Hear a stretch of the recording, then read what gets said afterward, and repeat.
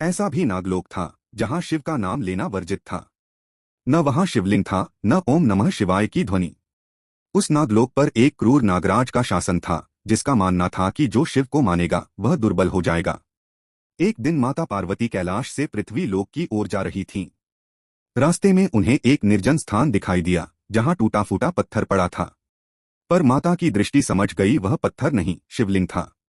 चारों ओर सन्नाटा, मिट्टी और कांटों में ढका हुआ, मानो वर्षों से किसी ने उसे स्पर्श भी न किया हो। माता पार्वती की आंखें नम हो गईं। उन्होंने अपने आंचल से शिवलिंग को साफ किया, जल अर्पित किया और मन ही मन कहा, जहां मेरे स्वामी को भुला दिया जाए वहां लोग कभी सुखी नहीं रह सकता। इतने में कुछ नाग छिपते छिपाते बाहर आए। डरते हुए बोले, माँ, हमें क्षमा कर दीजिए।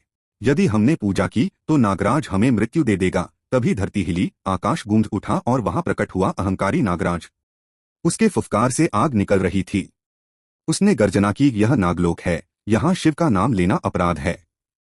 यहाँ केवल मेरा आदेश चलता है। माता पार्वती शांत स्वर में बोली, जिस लोक में अहंकार राज करता है वहाँ विनाश निश्चित होता है।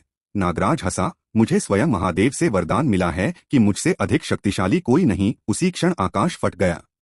महादेव प्रकट हुए, त्रिनेत्र खुला हुआ था। महादेव बोले, वरदान शक्ति का था, अहंकार का नहीं। माता पार्वती आगे बढ़ी। उन्होंने महादेव से कहा, स्वामी, जो आपके नाम से लोगों को डराए उसे दंड मिलना ही चाहिए। क्षण भर में माता का स्वरूप बदल गया, वह आदिशक्ति बन चुकी थीं।